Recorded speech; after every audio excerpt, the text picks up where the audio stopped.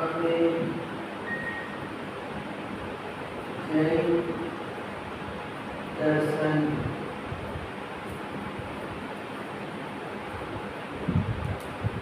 आठ प्रकार के कर्म बताए गए हैं।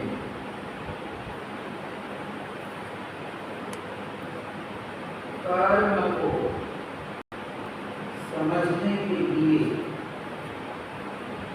कर्म सिद्धांत को समझने के लिए जैन दर्शन में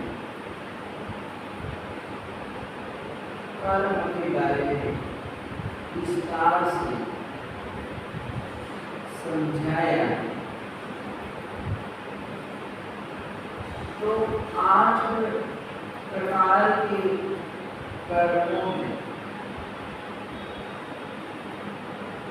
अंतराय नामक एक कर्म, तो अंतराय कर्म यानी कि एक तरह से ये जो कर्म विघ्न उपस्थित करता है, यानी कि वो बीच में आ जाता है। कोई चीज हमको मिलने वाली है या हम देने वाले हैं, किसी चीज का हम उपयोग करने वाले हैं, तो कहते हैं कि ये कर्म अंतराय कर्म बीच में आ जाता है और हमको काम करने नहीं देता, रोक देता है। क्या करता है, हम काम करना चाहते हैं लेकिन अंतराय कर्म बीच में आ जाता है और वो हमको कहते हैं शांति से बैठे, करने की जरूरत नहीं है। इस तरह से अंतराय कर्म बीच में आ जाता है, वो व्यक्ति को रोक देता है, पटका देता है। तो ऐसा जो अंतराय कर्म है, ये अंतराय कर्म 5 प्रकार का, कितना 5 प्रकार का अंतराय कर्म है। दानांतराय, लाभांतराय, भोगांतराय, उपभोगांतराय और वीर्यांतराय। ऐसे अंतराय कर्म के 5 प्रकार बताए गए हैं। भगवान महावीर स्वामी ने अंतराय कर्म के बारे में बताया और ये 5 तरह का होता है। तो सबसे पहला प्रकार है दानांतराय, यानी कि दान देने में अंतराय करता है। क्या करता है, दान देने में अंतराय करता है। कभी आपकी इच्छा हो जाती, आपने मेरा प्रवचन सुना और प्रवचन सुनकर आपकी भावना हो गई, इच्छा हो गई, चलो महाराज जी कह रहे तो चलो इतना लिखा देते हैं, दान करते। क्या करते हैं, देने की भावना हो जाती है, इच्छा हो जाती है, चलो इतना लिखा देता हूँ। तो इस प्रकार से देने की भावना हो जाती है, लेकिन कहते हैं कि अंतराय कर्म बीच में आ जाता है और कोई विघ्न आ जाते, घर वाला को किसी ने मना कर दिया, साली ने मना कर दिया, बेटे ने मना कर दिया, इस तरह कोई निमित्त बन जाएगा। आप तो देना चाहते हैं, क्या है, आप देना चाहते हैं लेकिन कोई दूसरा मना कर देगा, कुछ कहेगा।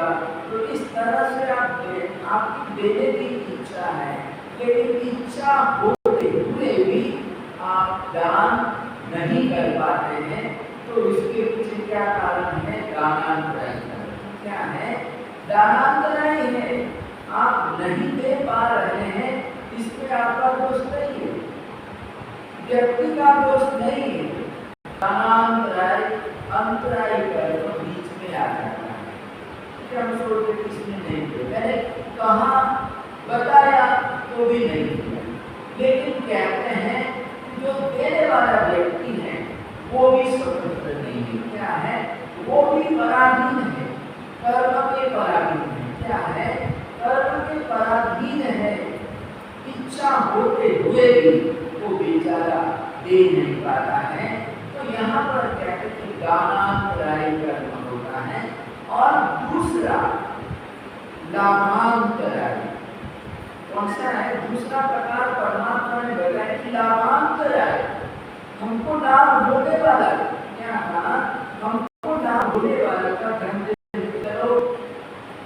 किसी ने कहा कि मैं 1 महीने में आपको अपना मेरा जो भी पैसा है देने का है वो मैं दे दूँ। क्या करूँगा, यानी 5 लाख 10 लाख जो भी है, कहते हैं कि आपको लाभ होने वाला था, 5-10 लाख का लाभ होने वाला था। उसने कह भी दिया कि मैं महीने के अंदर आपको मैं दे दूँगा, 5 लाख रुपया मैं आपको दे दूंगा। यानी आपको 5 लाख रुपये का लाभ होने वाला, वो देने वाला था। लेकिन महीना पूरा हुआ और उसकी हालत बिगड़ गई, तब बोला कि 2 महीने के बाद दूंगा, 3 महीने के बाद दूंगा। इस तरह से कहते हैं तो टाल देता है। क्या करता है, देना चाहता था लेकिन कुछ मन में आया कि उसकी बात को टाल दिया, आगे कर दिया कि बाद में दे दूंगा। तो इस तरह से आपको महीने में 5 लाख रुपये का लाभ होने वाला था, पैसा मिलने वाला था, लेकिन बीच में ये लाभांतराय आ गया। क्या आ गया, लाभ होने वाला, धंधे में लाभ होने वाला था, लेकिन बीच में ये लाभांतराय कर्म आ गया और लाभ होने वाला जो उसने अटका दिया। क्या किया, उसने बीच में रोड़ा डाल दिया, विघ्न डाल दिया, कोई विघ्न डाल दिया। तो इस तरह से लाभांतराय यानी प्रत्येक व्यक्ति के जीवन में अंतराय कर्म होता है। क्या है, किसी में ज्यादा हो या किसी में कम होता है, लेकिन जीवन में ये अंतराय कर्म पाया जाता है। हर एक व्यक्ति के जीवन में अंतराय कर्म होता है। और इसके 5 प्रकार जो बताए गए हैं उसमें कोई भी प्रकार हो सकता है। 5 प्रकार में कोई भी प्रकार हो सकता है। किसी का तो दान देने का अंतराय नहीं होता है, तो देता रहता है। क्या करता है, वो अपनी इच्छा के अनुसार वो देता रहता है, कोई उसको विघ्न आता नहीं है, क्योंकि उसके जीवन में दानांतराय कर्म नहीं है। क्या है, दानांतराय कर्म नहीं है। तो कहते हैं कि बेटों की तरफ से, पूरे परिवार की तरफ से उसको छूट होती है, देने के लिए वो स्वतंत्र होता है, तो दान देता है अपनी इच्छा के अनुसार, अपनी मर्जी से वो दान देता रहता है, पैसा देता रहता है, दिखाता रहता है। तो इस तरह से कोई दानवीर है। क्या है, वो दान दाता है, दानवीर है। तो कहते हैं कि उसके जीवन में दानांतराय कर्म नहीं। क्या है, और इसलिए वो दे पा रहा है। तो दान तो पैसा तो सबके पास होता है। क्या है, पैसा तो सबके पास होता है, लेकिन कोई व्यक्ति दे पाता है, सबके दिन नहीं होते हैं। हजारों में कोई व्यक्ति दाता निकलता है, देने वाला निकलता है, बाकी सब लोग दे नहीं पाते। तो उसके पीछे दानांतराय कर्म क्या है, दानांतराय कर्म है। और इसलिए यहाँ पर बताया कि लाभांतराय दूसरा प्रकार है लाभांतराय। तो लाभांतराय में भी कहते हैं कि लाभ होने वाला था, लेकिन अंतराय बीच में आ जाता है। तो जो ये हमारा परिसर 22 परिश्रमों की हम चर्चा कर रहे हैं, तो इन 22 परिश्रमों में लाभ परिश्रम यानी लाभ हो जाए, अलाभ लाभ का मतलब होता है मिलना, क्या करना, प्राप्त होना, उसको हम लाभ कहते हैं। इसको लाभ मिल गया, पैसे का लाभ, किसी वस्तु का लाभ हो गया तो हम कहते हैं उसको वस्तु मिल गई। क्या मिल गई, वस्तु मिल गई। लेकिन कहते हैं कि यहाँ पर ये भी बताया है किसी को कोई वस्तु मिल जाती है तो जैसे थोड़ा सा लाभ होता है, क्या होता है, थोड़ा सा लाभ होता है। तो कहते हैं कि लाभ के साथ लोग वृत्ति भी व्यक्ति की। जैसे जैसे व्यक्ति को लाभ होता जाएगा वैसे वैसे उसका जो लोभ है वो लोभ भी बढ़ता जाता है। मान लो एक रोड पर बैठा हुआ भिखारी, तो भिखारी सोचता है कि आज मुझे 100 रुपये प्राप्त हो जाए तो 100 रुपये मेरे लिए पर्याप्त है। क्या है? 100 रुपये मेरे लिए बहुत है। तो ऐसे व्यक्ति को 100 रुपये मिल गए, उसके हाथ में 100 रुपये आ गए, तो 100 रुपये हाथ में आ गए तो फिर वो इच्छा करेगा कि 500 रुपये मिल जाए तो अच्छा है। क्या है? तो 500 रुपये मिल गए तो फिर 5000 की इच्छा करेगा कि 5000 मिल जाए। तो जैसे जैसे भिखारी को भी लाभ होता जाता, पैसा मिलता जाता है, वैसे वैसे उसकी इच्छा लोभ वृत्ति बढ़ती जाती है। 5000 मिल गया, 5 लाख मिल गया, 5 करोड़ मिल गया, 5 अरब मिल गया, अरब अरब, और इतना वो अरबोपति खरबोपति भी बन गया। एक करोड़पति का रोड पर बैठा था, लेकिन कहते हैं कि उसको मिलता गया और उसकी लोभ वृत्ति भी बढ़ती गई। अब वो अरबोपति खरबोपति बन गया। लेकिन ऐसे व्यक्ति को पूछा जाए कि अब तुम्हारी क्या इच्छा है, तो कहेगा कि दुनिया को अपने कब्जे में करना है। क्या करना है? पूरी दुनिया को अपने कब्जे में करना है। तो व्यक्ति को जैसे जैसे लाभ होता जाता है वैसे वैसे उसका लोभ भी बढ़ता जाता है। और महावीर ने कहा कि जहाँ लाभों का लोभ, यानी जहाँ पर लाभ है वहाँ पर लोभ रहा हुआ है। क्या है? वहाँ पर लोभ बैठा हुआ है। तो यहाँ पर परमात्मा ने मुनि को बताया, एक श्रमण को बताया कि ये जीवन है, मुनि जीवन है, श्रमण जीवन है। तो श्रमण जीवन में ऐसा नहीं कि हर रोज तुमको मिलता ही रहेगा। क्या होगा? ऐसा नहीं है कि कहीं पर भी जाओगे तुमको मिलता ही रहेगा, कहीं पर तुमको नहीं मिलेगा, निराशा भी मिलेगी। क्या मिलेगी? निराशा भी मिलेगी। आशा की थी वहां जाएंगे और हमको मिल जाएगा। अब उस व्यक्ति को हम बात करेंगे और वो व्यक्ति हमको दे देगा, चीज हमको मिल जाएगी। इस प्रकार की हम किसके प्रति आशा रखी थी, लेकिन हमने बात किया और उसने मना कर दिया, तो आशा निराशा में परिवर्तित हो गई। यानी जिसके ऊपर हमने आशा रखी थी और उसने हमको निराश कर दिया, तो फिर क्या होगा?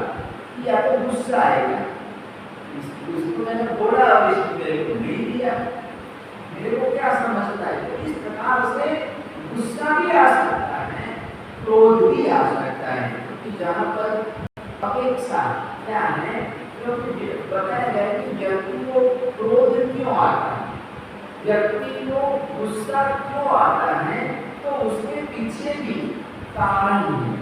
और उस कारण में सबसे पहला कारण है कि हम दूसरों से अपेक्षा रखते हैं। क्या रखते हैं? अपेक्षा रखते हैं। हम अपने बेटे से अपेक्षा रखते हैं, हम अपनी सालिका से अपेक्षा रखते हैं, बहुत कई लोगों से हम अपेक्षा रखते हैं। और जब अपेक्षा की उपेक्षा हो जाती है, यानी जो हम चाहते थे कि बेटे को ऐसा करना चाहिए, मेरी बात माननी चाहिए, मेरी बात सुननी चाहिए, ये हमारी अपेक्षा है। लेकिन जब बेटा हमारी बात नहीं सुनेगा, नहीं मानेगा, तो फिर हमारे मन में गुस्सा आएगा, बेटे के ऊपर हमारा क्रोध आ जाएगा। फिर हम उसके ऊपर क्रोध करेंगे कि क्या समझता है, इतना नालायक बेटा है मेरा। तो इस तरह से बेटे के ऊपर हम क्रोध करते हैं, गुस्सा करते हैं। तो गुस्से के पीछे क्या कारण है? हमारी अपेक्षा है, बेटे के प्रति हमारी अपेक्षा है। तो व्यक्ति को क्रोध कब आता है? जब अपेक्षा की उपेक्षा हो जाती है। तो यहाँ पर भी मुनि को बताया कि हमको किसी के प्रति अपेक्षा नहीं रखनी। क्या है? अपेक्षा रखनी ही नहीं है। अपेक्षा रखोगे तभी निराशा होगी ना। आशा करेंगे किसी के पर आशा करेंगे तभी निराशा मिल सकती है। तो यहाँ पर कहते हैं कि आशा करनी ही नहीं है, लेकिन यहाँ पर परमात्मा ने कहा, मुनि को कहा कि अर्चे वाहन का लक्षण है, आप भिक्षा के लिए जाते हैं, क्या करते हैं, गोचरी के लिए जाते हैं, भिक्षा के लिए घरों में निकलते हैं, तो आपके मर्यादा अनुसार, यानी जैसे आहार आप चाहते थे, जैसे भिक्षा आप चाहते थे कि कर्तव्य अकर्तव्य, यानी एक कर्तव्य यानी जो हमारे नियम के अनुसार, साधवाचार के अनुसार जो आहार चल सकता है, जो आहार हम ग्रहण कर सकते हैं, ऐसे आहार को हम कर्तव्य कहते हैं, यानी हमारे लिए कर्तव्य, ये आहार कर्तव्य। गृहस्थी ने अपने लिए भोजन बनाया, क्या है, गृहस्थी ने अपने लिए भोजन बनाया है, और मैं कोठरी तोड़ने के लिए आया हूँ, तो मैं देखूंगा कि मेरे लिए क्या चलेगा, कौन सी वस्तु चलेगी, जो कर्तव्य वस्तु होगी वो मैं बोलूँगा। बाकी डाइनिंग टेबल पर आपने सब सजा दिया है, लेकिन जो मेरे को चलेगा वो मैं वस्तु ले लूँगा। टेबल पर सारी वस्तुएं हो सकती है, क्योंकि गृहस्थ ने अपने लिए बनाई हैं, तो कर्तव्य अकर्तव्य दोनों हो सकती हैं, लेकिन साधु को वो ही ग्रहण करना है जो चल सकती हैं, जो आचार के अनुसार हम ले सकते हैं, यानी जो भक्ष्य चीजें हैं वो भक्ष्य चीज ही हम ग्रहण कर सकते हैं, ले सकते हैं। तो एक घर गया, वहाँ पर भी मेरे को मर्यादा के अनुसार नहीं दिखाई दिया, दूसरे घर गया, तीसरे घर गया, चौथे घर गया, पांचवें घर गया, छठे घर गया, इस तरह से 10-12 घर घूमा, लेकिन जैसा मैं आहार चाहता था, निर्दोष आहार चाहता था, वैसा निर्दोष आहार मुझे नहीं मिला, आज नहीं मिला। मैं खाली हाथ ही वापस लौट आया, अपने उपाश्रय में चला आया। तो यहाँ पर महावीर स्वामी कहते हैं कि मान लो आपको आज भिक्षा नहीं मिली, आहार नहीं मिला, अच्छे वाहन का लक्षण अधिलाभो सुवेशी, यानी कि मान लो आज गोचरी नहीं मिली है तो कोई बात नहीं, कल मिल जाएगी, कल पर छोड़ो, क्या करो, कल पर छोड़ दो कि आज नहीं मिली तो कल मिल जाएगी, कल नहीं मिली परसों मिल जाएगी।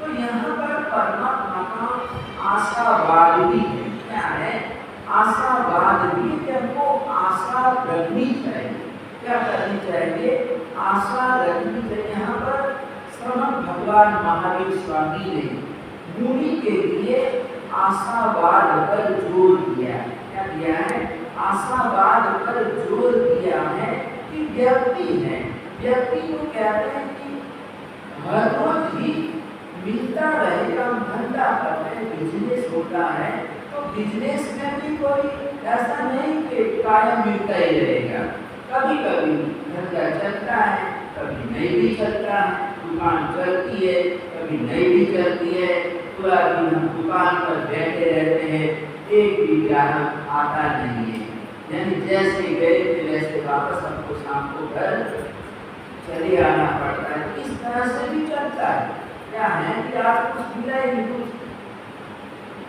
बिक्री हुई ही नहीं, तो कहते हैं कि चलो तो ठीक है, आज नहीं हुआ कल हो जाएगा, परसों हो जाएगा, दुकान चलेगी, कभी न कभी तो दुकान चलेगी, मेरी फैक्ट्री चलेगी, मेरे को लाभ होगा, तो आज नहीं हुआ कल मिल जाएगा, परसों मिल जाएगा। तो इस तरह से यहाँ पर व्यापारी जो जीता है, धंधा करता है, वो भी आशावाद है, इस पर है आशावाद पर। अगर आशावाद नहीं देगा तो दुकान बंद कर देगा, दुकान पर बैठना बंद कर देगा, क्या करेगा, आशावाद नहीं रहेगा तो दुकान जाना ही बंद कर देगा।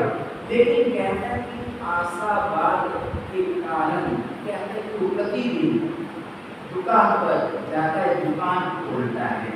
तो मुनि को भी परमात्मा ने कहा ठीक है, आज नहीं मिला कल मिल जाएगा, परसों मिल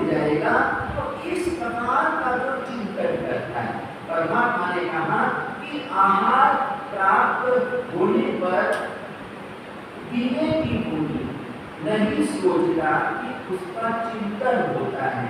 कहीं आहार नहीं मिला तो कैसा यहाँ पर सोचना है। कहीं आहार न मिलने पर मुनि शोक नहीं करता, दुखी नहीं होता है। क्या करता है?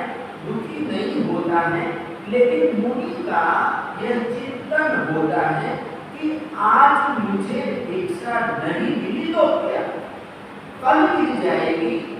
इस प्रकार से कहते हैं कि मुनि का चिंतन होता है और मुनि इस प्रकार से सोचेगा, विचार करेगा तो जो अलाभ का जो परिसर है उसको परेशान नहीं करेगा, दुखी नहीं करेगा। यहाँ पर हम आदिनाथ परमात्मा को देखते हैं, श्रवण भगवान महावीर स्वामी के जीवन को हम देखते हैं कि आदिनाथ परमात्मा ने दीक्षा ली और दीक्षा लेने के बाद दूसरे दिन भोज की जाना, आहार के लिए जाना वो प्रारंभ करते थे, घरों में जाते हैं। लेकिन लोगों को ये पता नहीं था कि परमात्मा हमारे घर पर क्यों आ रहा है। ये सोच रहे थे कि परमात्मा तो बड़े राजा क्या है, परमात्मा एक बड़े राजा थे तो वो हमारे घर पर आहार लेने थोड़ी आए थे। तो लोग दूसरी चीजें देते थे, हाथी आगे करते थे, घोड़ा आगे करते थे, सोना चांदी वगैरह सब कुछ देते थे, लेकिन आहार कोई नहीं देता था। तो परमात्मा वापस जाते थे। परमात्मा अपने मुख से परमात्मा को कहना नहीं, बोलना नहीं है, क्योंकि उन्होंने अधिग्रह किया है मौन का। मुझे कहना नहीं कि मुझे भोजन चाहिए, मुझे आहार चाहिए, ऐसा मान कर लेना नहीं है। अपने आप को आहार दे तो ग्रहण करना है। कि ऐसा भी नहीं कहना कि मुझे ये चाहिए, हाथी नहीं चाहिए, घोड़ा नहीं चाहिए, मुझे तो रोटी चाहिए, ऐसा परमात्मा नहीं बोले। तो लोग दूसरी चीजें आगे करते थे, लेकिन आहार नहीं देता था और 1 वर्ष तक ये चलता रहा। लेकिन परमात्मा ने जाना बंद भी नहीं किया, चलो आज नहीं मिला तो जाके क्या करना। परमात्मा जाते हैं, क्या करें, परमात्मा प्रतिदिन घरों में आहार के लिए जाते रहे। महावीर प्रमुख ने भी वो अभिग्रह किया कि चंदन बाला, एक बाला, एक लड़की होगी, राजकुमारी होगी और उसका केस मुंडन किया, मस्तक मंडन किया, मुंडन किया गया होगा, अट्ठम किया होगा और रोटी हो, आंखों में आंसू हो, एक पाँव घर की देवी के बाहर हो, एक अंदर हो, हाथ में साज हो, सूप हो, उड़द के बांकुले हो और ऐसी बाला मुझे आहार देने, आहार ग्रहण करूंगा। तो इस प्रकार का परमात्मा का विलक्षण अभिग्रह था, जबरदस्त अभिग्रह था। लेकिन और परमात्मा प्रतिदिन जाए, घरों में जाने कोई ऐसी बाला मिल जाए तो मैं आहार ग्रहण कर लूंगा। तो इस प्रकार से परमात्मा ने जाना नहीं करने किया। ऋषभ ने परमात्मा ने भी जाना करने नहीं किया, चलो आज नहीं मिला, कल मिल जाएगा, परसों मिल जाएगा। तो आशावाद कभी न कभी हमारी आशा पूरी करने का क्या करता है। जैसे ऋषभ ने परमात्मा का भी आशावाद था, तो श्रेयास कुमार ने पालना करवा दिया। भले टाइम लगे, देरी जरूर विलंब हुआ है, लेकिन 1 वर्ष के बाद परमात्मा को आहार मिला, परमात्मा का पालना हो गया। तो परमात्मा को 1 वर्ष तक आहार नहीं मिला, उसके पीछे भी कारण है। तो परमात्मा को आहार का लाभ नहीं मिला, उसके पीछे भी कर्म है। क्या है? कर्म है, अंतराय कर्म। क्या है? अंतराय कर्म है। तो एक बार परमात्मा जा रहे हैं, पूर्व ग्रहों की बात है, परमात्मा के पूर्व ग्रहों की बात है। तो एक महात्मा के रूप में, साधु के रूप में वो विहार करते हुए पैदल चलते हुए जा रहे थे। तो एक खेत से गुजर रहे थे, तो किसान अपने बैलों को मार उसकी पिटाई कर रहा था। तो महात्मा जी ने देखा कि ये कितना निष्ठुर है, निर्दयी है, बेचारे बैलों को मार रहा है, बैलों की पिटाई कर रहा है, रस्ते से उठा रहा है। और जो किसान लोग होते हैं कभी कभी नहीं चलता है तो मतलब एक कील होती है, तो लकड़ी का वो पिटाई होती है और ऐसा मार क्या करते हैं, जब वो थक जाता है नहीं चलता है तो इस तरह से वो मारते हैं, बैलों को मारते हैं। तो कील होती तो कील अंदर चली जाती है और बेचारा बैल भागने लगता है, तो उसको दर्द होता है, पीड़ा होती है। तो इस तरह से बैलों को पीटा जाता है, मारा जाता है। तो एक किसान भी अपने बैलों को मार रहा था, तो महात्मा को दया आ गई और किसान को पूछा कि तू अपने बैलों को क्यों मार रहा है, क्या बात है? तो किसान ने कहा कि मेरी फसल खा जाते हैं, मैं चलाता हूँ हल जोतता हूँ लेकिन मेरी फसल खा जाते हैं और इसलिए मैं मार रहा हूँ। तो महात्मा जी ने उपाय बताया कि तू ऐसा कर कि बैलों के मुंह पर एक छीका बांध, क्या कर दे, एक छीका बांध दे और फिर जब तेरा काम पूरा हो जाए तो छीका छोड़ दे। जब घास चारा देने का समय हो जाए तो छीका छोड़ देना।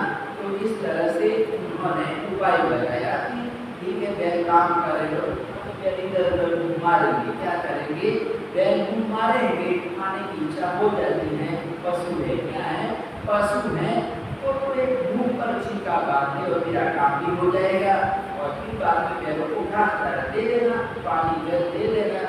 तो इस तरह से उसको उपाय बताया और किसान ने छीका बांध दिया और पूरा दिन काम कराता रहा, लेकिन घर के लेके आया, लेकिन उसने छीका छोड़ा ही, क्या है, अब उसने घास भी डाल दिया, पानी भी रखा, लेकिन छीका बंधा हुआ, क्या था, छीका बंधा हुआ था, उसने छीका छोड़ा ही नहीं। तो बैल बेचारे भूखे पड़े रहे, भूखे प्यास में पड़े रहे। तो उपाय को दया से परमात्मा ने उपाय बताया था किसान को, लेकिन कहते हैं कि आहार में अंतराय, बैलों के सामने घास भी आ गया, जल भी आ गया, लेकिन कहते हैं कि छीके के कारण बेचारे बैल खा नहीं पाए, घास चल नहीं पाए, पानी पी नहीं पाए। तो उसमें बैलों ने कहते हैं कि जो आहार का अंतराय है वो परमात्मा को लगा, इसको लगा, उपाय बताने वाले को लगा। किसान तो छूट गया, लेकिन जिसने उपाय बताया कहते हैं कि उसका कर्तव्य हो गया। तो आदिनाथ परमात्मा को कहते हैं कि बैलों को अंतराय डाला, आहार में अंतराय डाला। तो परमात्मा ने जब दीक्षा ली तो कहते हैं कि 1 बरस तक परमात्मा को आहार नहीं मिला, भोजन नहीं मिला, यानी परमात्मा का वो अंतराय करता, आहार का अंतराय, क्या था, आहार का अंतराय का। आप लोगों ने कहानी सुनी होगी टंडन मुनि, टंडन मुनि करके हो गए 22वें तीर्थंकर नेमिनाथ परमात्मा के शिष्य, क्या थे, नेमिनाथ परमात्मा के शिष्य थे और वासुदेव श्री कृष्ण के पुत्र, क्या थे, वासुदेव श्री कृष्ण के पुत्र थे।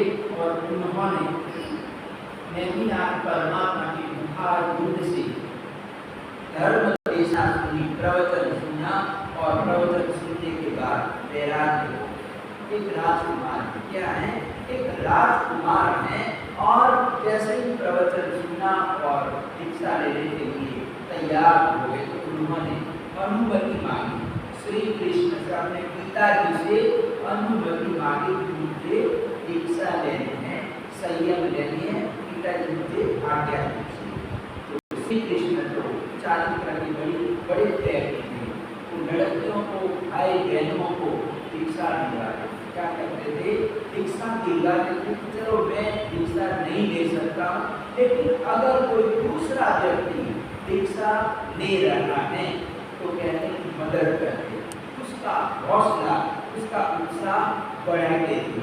जितनी भी लड़कियाँ होती थी कहते हैं कि श्री कृष्ण पूछते थे कि रानी होना है या दासी, यानी जब लड़की बड़ी हो जाती थी, कन्या राजकुमारी, तो रानियाँ श्री कृष्ण के पास भेजती थी अपनी बेटी को, पुत्री को, और श्री कृष्ण पूछते थे कि रानी होना है या दासी, तो कहते थे कि मुझे रानी होना है, तो उस लड़की को दीक्षा करवाते थे। श्री कृष्ण क्या करते थे कि जिसने कहा कि रानी होना है तो कहते थे उसकी दीक्षा हो जाती थी, उसकी दीक्षा करवा देते थे। यानी दासी होना है, दासी होना कौन पसंद करेगा?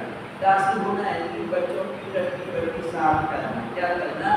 दासी को ये सब काम करना पड़ता है। गृहस्थ जीवन में, सांसारिक जीवन में बहनों को ये सारे काम करने पड़ते, रसोई पकाना, ये सब करना तो दासी का काम है।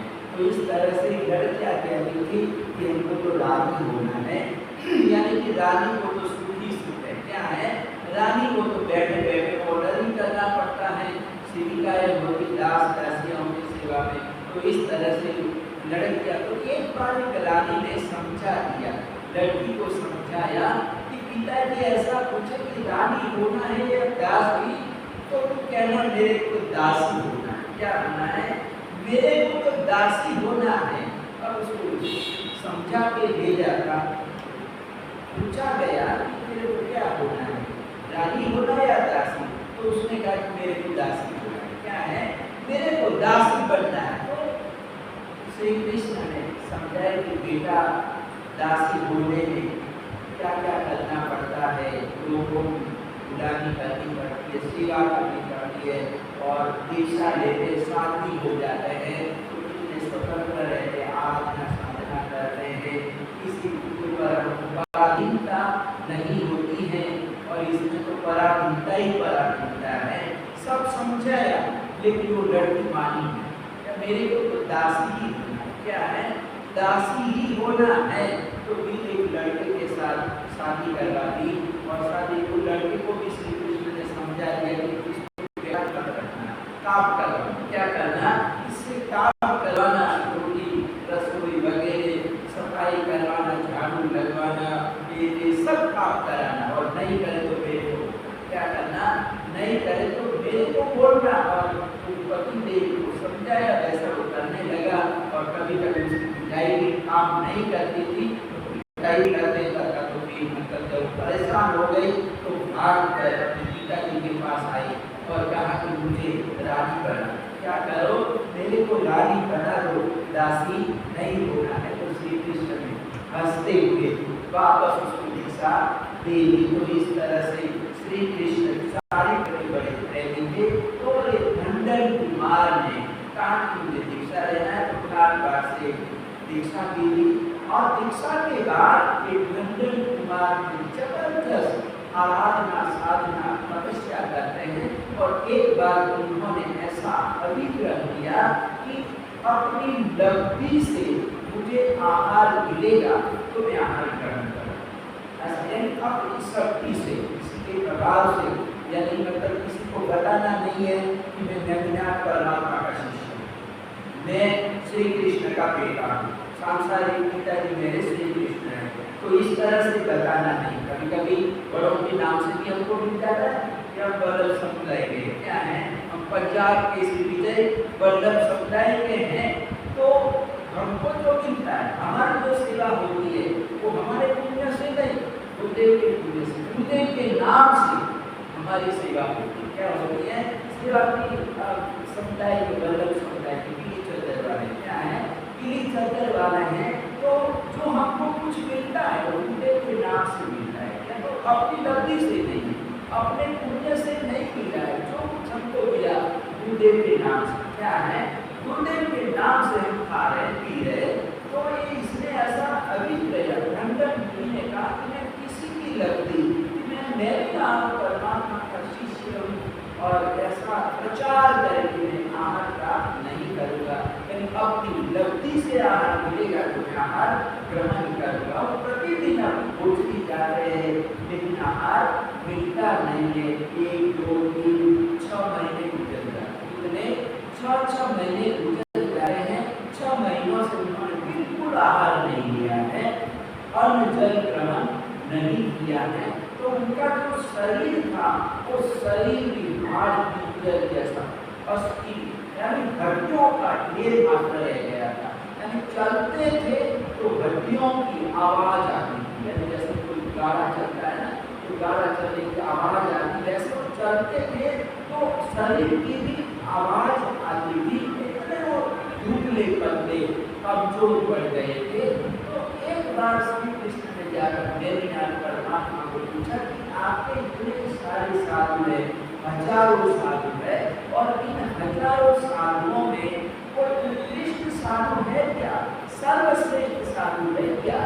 तो मेघनाथ परमात्मा ने कहा इतने हजारों साधुओं में 18,000 साधुओं में सबसे बड़े उत्कृष्ट साधु अगर कोई है तो वे मेरा शिष्य ढंढन मुनि, कौन है?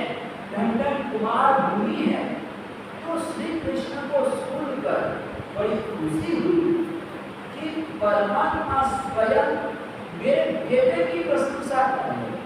इसकी उनको भी खुशी नहीं होगी क्या कि परमात्मा जिसने दीक्षा ली है और वो दीक्षा में आचार्य भगवान अपने मुनि की प्रशंसा कर रहे हैं, बेटे मुनि की प्रशंसा कर रहे हैं, तो घर वालों को खुशी होना स्वाभाविक है। तो श्री कृष्ण को भी बड़ी प्रसन्नता, बड़ी खुशी हुई कि मेरे बेटे ने अपना जीवन सफल कर लिया है, सार्थक कर लिया है। तभी तो परमात्मा इतने सारे साधुओं के बीच ढंढन का नाम ले, ढंढन का नाम ले रहे हैं, यानी परमात्मा के दिल में ढंढन का स्थान क्या है? ढंढन मुनि का स्थान है। तो ऐसे मुनि के दर्शन में कभी करता है और ऐसा करके परमात्मा को पूछते हैं कि वो ढंढन मुनि का दर्शन मेरे को कहाँ होगा? तो कहते हैं कि नदी के बाहर रास्ते में ही ढंढन मुनि मिल जाएंगे। तो श्री कृष्ण तुरंत वहां से निकलते हैं, हाथी पर बैठकर निकलते हैं कि अभी मैं मुनि के महामुनि के दर्शन करना, ऐसा करके दर्शन करने के लिए जब सामने ही मुनि भगवान दिखाई देते हैं तो पहले तो अपने बेटे मुनि को पहचान नहीं पाए, क्योंकि एकदम दुबला पतला शरीर हो गया था, 6 महीने से गुजर नहीं किया था, आहार नहीं लिया था, तो एकदम शरीर भार जैसा हो गया था, कंकाल लग रहा था। तो एकदम पास में गए तो फिर पहचान पाए कि मेरा ढंढन कुमार मुनि है। तो वो कहो भाव से प्रदक्षिणा देकर भाव से विधि पूर्वक ढंढन मुनि को वंदन करते, क्या करते हैं? वंदन करते हैं। तो दूर से एक बलि देख रहा है, वासुदेव जैसा वासुदेव, यानी एक बड़ा व्यक्ति ढंढन मुनि को वंदन किया, क्या करा? वो भी प्रभावित हुआ, वही प्रभावित हुआ कि मुनि के कितने बड़े भक्त हैं, क्या है? कितने बड़े भक्त हैं। हमारे पास भी कोई चलो राष्ट्रपति आ गए, प्रधानमंत्री और प्राइम मिनिस्टर जैसे कोई व्यक्ति आ गए तो वो प्रभावित होते हैं। महाराज जी के पास तो नेता लोग आते रहते, क्या कहते हैं? नेता लोग आते रहते हैं तो प्रभावित तो होते ही है लोग, और इसीलिए तो हमारे जैसे साधु लोग भी नेताओं के साथ फोटो खींचाते, क्या करते हैं? फोटो खींचाते हैं, यानी कि महाराज जी की कितनी पहुंच है, नेताओं से महाराज जी का अच्छा परिचय है।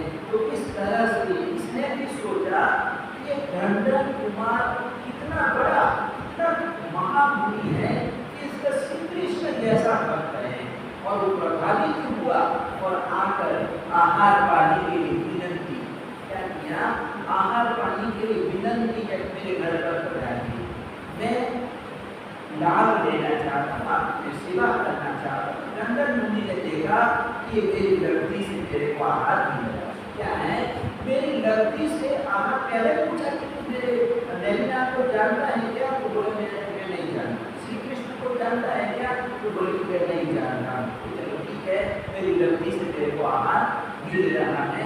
तो इस प्रकार से आहार बढ़ने के लिए गए और उस बलि ने भी लड्डुओं से महाराज जी का पात्रा क्या किया? महाराज जी का पात्रा भर दिया, लड्डुओं से भर दिया और रोज ही लेकर मेघनाथ परमात्मा के पास। ऐसा नहीं चलो भोजन मिल गई तो मन में व्यक्ति वापस पहले परमात्मा को दिखाना है, इसको दिखाना है, परमात्मा को दिखाने बाद में ही वापरना है। ये साधु का नियम है। क्या है? साधु का नियम है, बड़ी आचार्य भगवान के साथ हम है तो भोजन में जो कुछ मिला है पहले आचार्य भगवान को दिखाना पड़ता है। आचार्य भगवान का अधिकार है। क्या है? उसमें भोजन में आचार्य भगवान का अधिकार है, हम पहले वापस नहीं सकते हैं। टंडन कुमार को 6 महीने के बाद आहार दिया है। कितना? 6 महीने के बाद, यानी 180 उपवास कितने? 180 उपवास के बाद खाना हुआ, यानी आहार मिला और आहार दिखाते हैं तो देवी नाम परमात्मा कहते हैं। इसको थोड़ी सी कमी रह गई है, यानी तेरी लड़की से तेरे को आहार नहीं मिला है, ये श्री कृष्ण की लड़की से मिला है। क्या? श्री कृष्ण ने तेरे को वंदन किया। क्या किया? श्री कृष्ण ने तेरे को वंदन किया और श्री कृष्ण से प्रभावित होकर उसने तेरे को आहार दिया है, इसलिए तेरी लड़की से आहार नहीं मिला है। तो फिर कहते हैं कि कोई बात तो निराश नहीं है। क्या है? मेरा कोई अंतराय कर्म, क्या है? मेरा कोई अंतराय कर्म है, कोई बात नहीं। प्रसन्नता से लड्डुओं को कहते हैं कि परखने के लिए, क्योंकि मेरी लड़की से नहीं मिला तो इसको मैं वापर नहीं सकता हूँ। और ऐसा करके वो एक निर्जल एकांत स्थान में वो चले जाते हैं और वहाँ पर लड्डुओं को चुरा करते। क्या करते हैं? परखने के लिए, ऐसा मतलब पूरी लड्डू बड़े बड़े लड्डू थे तो ऐसे फेंक नहीं सकते, तो उसका कहते हैं कि चूरा कर रहे थे। क्या कर रहे थे? चूरा कर रहे थे। एक लड्डू को लेकर वो चूरा कर रहे थे और इधर शुभ भावना में भी वो आगे बढ़ रहे थे। और लड्डुओं का चूरा करते करते उन्होंने अपने कर्मों का भी चूरा कर, अपने कर्मों का भी क्षय कर दिया। और उसी समय कहते हैं कि धनगर मुनि को केवल ज्ञान हो, क्या हो गया? लड्डुओं को चूरा करते करते उन्होंने अपने कर्मों का भी चूरा कर दिया और केवल ज्ञान, केवल दर्शन प्राप्त कर लिया, मोक्ष में गए। तो इस तरह से यहाँ पर कहते हैं कि 22 प्रकार के परिश्रमों में अलाभ परिश्रम, यानी कभी कभी हमको मिलता है, कभी नहीं मिलता है। तो नहीं मिलता है तो हमको पूर्ति नहीं करना है, समता भाव में रहना है, समभाव को रखना है। अलाभ परिश्रम और परिश्रम के कारण अपने पास पूरा समय भी कम है तो मैं ज़्यादा विवेचन न करता हुआ ये जो परिश्रम का जो विषय है उसको मैं समझा देता कि कैसे अलाभ परिश्रम है, वैसे रोग परिश्रम भी होता है। क्या शरीर में कभी बीमारी हो जाती है तो ये शारीरिक रोग हो जाता है, तो कहते हैं कि कोई रोग भी आया, कोई बीमारी भी आई है तो उसको समभाव से सहन करना। क्या करना? समभाव से सहन करना, उसका नाम रोग परिश्रम है। और तीन परिश्रम, यानी कि कभी कहते हैं कि हमको अच्छी जगह नहीं मिलती है, सोना पड़ता है, देखना पड़ता है और वहाँ पर कम और वगैरह भी होता है, छूटते, तो कहते हैं कि उस समय विपरीत स्पर्श का परिश्रम सहन करना चाहिए। 18वां परिश्रम मल परिश्रम, यानी कभी हम बिहार करते हैं, पसीना वगैरह हो जाता है, मेल जम जाता है, शरीर पर मेल जम जाता है, तो कहते हैं कि मल परिश्रम, उसको भी सहन करना है। और सत्कार पुरस्कार, यानी कि कभी हमारा सम्मान होता है, कभी स्वागत होता है, कभी बैल बाजा बजता है और कभी बैल बाजा नहीं भी बजता है। कहीं पर सत्कार होता है, कहीं पर स्वागत होता है, कहीं पर लोग लेने के लिए भी आते हैं और किसी संघ में लोग लेने के लिए नहीं भी आते, एक आदमी भी सामने नहीं आता है। तो सबका कभी सत्कार होता है और कभी सत्कार नहीं भी होता है, तो उस समय कहते हैं कि समभाव क्या रखना, ऐसा गुस्सा करना कि चलो ये यहाँ ऐसा समय आ जाता है, इस तरह से सोचना नहीं, विचार नहीं करना है। प्रज्ञा परिश्रम, यानी प्रज्ञा परिश्रम बुद्धि का होना। प्रज्ञा का मतलब होता है बुद्धि का होना, तो विद्वता या फिर उच्च चमत्कारिक बुद्धि होने पर कहते हैं कि कभी कभी लोग ऐसे इतने होशियार होते हैं, इतने बुद्धिमान होते हैं कि थोड़े समय तक बस पढ़ा और याद हो जाता है। क्या हो जाता है, पढ़ा कोई बात सुनी और बात समझ में आ जाती है, तो वो इतने बुद्धिमान होते हैं, इतने होशियार होते हैं, इतने बड़े विद्वान होते हैं, लेकिन कहते हैं कि इतने विद्वान होने पर भी अहंकार नहीं करना, यानी इतना बुद्धिमान हूँ, इतना होशियार हूँ, इस प्रकार का गर्व नहीं करना है, अभिमान नहीं करना, अज्ञान परिसर। यानी कभी कभी ऐसा भी होता है कि हम पढ़ना चाहते हैं, कोई पाठ याद करना चाहते हैं, लेकिन याद ही नहीं रहता है, अज्ञान परिसर। क्या है अज्ञान परिसर? पढ़ने की तो इच्छा है, सीखना तो हम चाहते हैं, लेकिन सीख नहीं पाते हैं।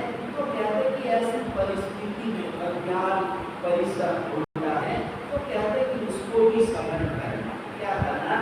सहन करना है। और अदर्शन परिसर 22वां जो परिसर है वो अदर्शन परिसर, यानी कि साधना करने के बावजूद भी अगर हमको सफलता नहीं मिलती है तो उस समय हमको अपने देव धर्म के प्रति संशय नहीं करना है, यानी श्रद्धा से नहीं लेना है, यानी दर्शन हमारे जीवन में होना चाहिए, यानी श्रद्धा को बनाए रखना। क्या करना? संभाव रखना। ऐसा नहीं कि चलो कितने वर्षों से आराधना कर रहे, साधना कर रहे, लेकिन हमको मिला कुछ नहीं। क्या है? मिला कुछ नहीं। तो इस प्रकार से सोचना नहीं है। श्रद्धा को देव धर्म के प्रति, अपने शासन के प्रति, अपने धर्म के प्रति श्रद्धा को बनाए रखना है। तो इस प्रकार से परमात्मा ने ये 22 प्रकार के परिसर बताए, और 22 प्रकार के परिसरों में परमात्मा का ये कहना है कि हमको चिंतन कैसा करना है। क्या करना है? चिंतन को बदलना है कि अगर हमने चिंतन की दिशा बदल दी तो हमारी दशा बदल जाएगी। तो यहाँ पर कहते हैं कि संभाव में रहना है और सभी को सहन करना है। फिर दूसरा चैप्टर है, दूसरा अध्ययन 22 परिश्रमों का है। अब हम तीसरे अध्ययन में प्रवेश करेंगे, लेकिन अब हमारे तीसरे समय में पंचायत का महोत्सव है। कल मेरा श्री अन्य काम के लिए महाराजा की चौकों की उन्हें किए होगी। कल पंजाब में श्री आचार्य वल्लभ श्री महाराजा की 70वीं पुण्यतिथि है। यानी स्वर्गवास के गुरुदेव को सेवक की वर्ष हो गए, पूरे होने आए हैं। तो इस तरह से परसों भी गुरुदेव के जीवन पर पूर्ण विवाद सभा होगी। सबको आमंत्रित है, सभी को आना है और सभी के जितने भी लोग हैं, जो हमारे पंजाबी भक्त हैं और पंजाबी भक्तों के लोग हैं, पंजाब के विजय वल्लभ श्री महाराजा बसते हैं, अटूट श्रद्धा रही हुई है। तो ऐसे परोपकारी अनंत ऐसे पंजाब के श्री आचार्य विजय वल्लभ श्री महाराजा के जीवन के बारे में, पूरे गुणों के बारे में और गुरुदेव का हमारे जीवन पर कैसे कैसे उपकार रहा हुआ है, कैसे गुरुदेव के जीवन के बारे में हम देखेंगे। तो परसों कल भी आना है, परसों भी आना है और फिर 20 तारीख से हमारा जो पूजन है वो पूजन का कार्यक्रम भी प्रारंभ है।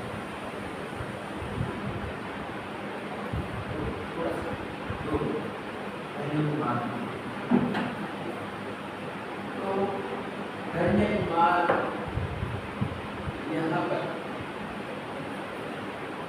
विदेश की यात्रा पर निकल चुका है। पहली बार घर से बाहर निकला है, लेकिन व्यक्ति कहीं पर भी जाता है, चाहे वो अपने घर में रहता है, अपने नगर में रहता है, या जंगल में रहता है, या समुद्र के बीच चला जाता है, कहीं पर भी चला जाता है, लेकिन व्यक्ति का जो कर्म होता है वो साथ में रहता है। और रक्षण की दुनिया में पूरा अधिकार, यानी जो हमारे कर्म होते हैं, जो पुण्य कर्म होते हैं, वो हमारी रक्षा करते हैं। तो यहाँ पर चलते आए किसान के खेत में सोया है और देखिए किसान भी कितना भला निकला कि वो सामने से कहता है कि भोजन कर लीजिए, यानी खाना खाने के लिए बोल रहा है। क्या कर रहा है कि आप भोजन ग्रहण कर लीजिए, थके हुए हैं, आपको जोरों की भूख लगी हुई है, मेरे लिए भोजन आया है, तो हम दोनों आधा आधा भोजन कर लेते हैं। तो इस तरह से सामने से धन्य कुमार को भोजन मिलता है, खाना मिलता है। तो ये क्या है? पुण्य। क्या है? पुण्य। व्यक्ति रोटी के लिए तरसता है, क्या भूखा प्यासा तरसता है, लेकिन यहाँ पर धन्य कुमार का पुण्य है, पुण्य का सितारा चमक रहा है कि किसान से कभी मिला नहीं, जानता नहीं, कोई जान पहचान नहीं, लेकिन ऐसा अपरिचित व्यक्ति भी भोजन दे रहा है, बड़े प्यार से भोजन दिया। और जो निधि निकला था, जो धन निकला था, कहते कि उन्होंने किसान को दे दिया। किसान ने मना किया कि तुम ले जाओ, तुमको रास्ते में काम आएगा, तुम्हारे कारण ही निकला। क्या है? तुम्हारे कारण के धन निकला है, कैसा निकला है, तुम ले जाओ, लेकिन धन तुम्हारे नहीं, आप रखो, इसके मालिक आप। क्या है? आप मालिक है, आप सुखी करो। धन्य कुमार को ऐसे मिस्त्री है, अपने घर से भी निकला तो एक पैसा भी लेकर नहीं आया, निकला नहीं है। और यहाँ पर रास्ते में एक धन मिला तो धन उन्होंने किसान को दिया। इसको दिया, किसान को दे दिया और स्वयं आगे निकल गया। तो आज किसान सोचता है, विचार करता है कि ये जो धन मुझे मिला है तो अब मेरे पेट में से ही निकला है, मुझे मिला है। लेकिन अगर किसी ईर्ष्या को पता चल गया तो वो राजा को बता देगा। क्या करेगा? राजा को जाके बता देगा कि इसके पेट में से चरू निकला है, धन निकला है, तो राजा मेरे को सजा भी कर सकता है। क्या कर सकते? इसमें राजा का अधिकार है, जमीन में से निकला, इसका अधिकार राजा का होता है। तो वो किसान डर के मारे राज दरबार में राजा को देने के लिए उठा। राजा को प्रार्थना की और कहा कि मेरी जमीन में से, मेरे पेट में से ये असत्यों का कलश निकला है और इसके अधिकारी आप मालिक आप है, आप ग्रहण कीजिए। तो राजा ने कहा कि जमीन का मालिक और जब तेरी जमीन में से जो कुछ निकला वो तेरा। क्या है? राजा भी मना कर रहा है। क्या कर रहा है? राजा भी मना कर रहा है कि इसका मालिक मैं नहीं। क्या है? इसका मालिक मैं नहीं, इसका मालिक कोई नहीं, तेरे पेट में से निकला। क्या है? तेरे पेट में से निकला, तो जा अपने घर लेके जा, तो सुखी कर। क्या है? तो सुखी कर। लेकिन किसान कहता कि नहीं राजा, ये आपका अधिकार है, आप रखिए, चाहे आप किसी दूसरे उपयोग में लगा दीजिए, कुछ भी कीजिए, लेकिन मैं अपने घर में नहीं रखूंगा, इसका अधिकार आपका है।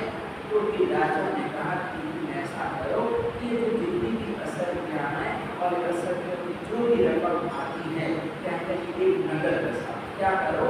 एक नगर बसाओ और नगर का मालिक। क्या है? नगर का अधिपति मालिक है, तो स्वामी बल। और इस तरह से किसान ने वो असत्यों से एक नगर बनाया और राजा ने कहा कि जो भाग्यशाली आया था मेरे खेत में और उसके कारण घर चलाने से निकला था, तो भाग्यशाली का नाम रख देना, नगर का नाम। नगर रखा तो नगर का नाम ही तो होता है, जैसे आगरा नगर है, लुधियाना है, चंडीगढ़ है, जगियारापुर है, होशियारपुर, सब नगर के अपने अपने नाम होते हैं। अब एक मानुसवान ने वो 7.5 गुलेल बनाए, तो फिर गुरुदेव को पूछा कि इसका नाम क्या है, तो गुरुदेव ने तो दूसरे दूसरे नाम दिए, महावीर नगर, पार्श्व नगर, ऐसा कुछ नाम रखते। तो अभय कुमार उसका ने कहते नहीं, गुरुदेव ने तो आपका नाम है, इंद्र नगर रखूंगा। क्या रखूंगा? मैं आपका नाम रखूंगा, इंद्र नगर। तो इस तरह से राजा ने कहा कि धन्य कुमार के आने से विद्यासा मिला है और नगर बसाया। नगर का नाम धन्य कुमार रखा। क्या है? नगर का नाम धन्य कुमार रखा। तो इस तरह से नगर का नाम धन्य कुमार रखा गया और धन्य कुमार आगे बढ़ता चलते चलते शाम हो जाती है। एक नदी का किनारा आकर वहाँ पर विश्राम करता है और रात्रि में वहाँ पर क्या होता है, क्या घटना घटती है, आगे बढ़ते हैं।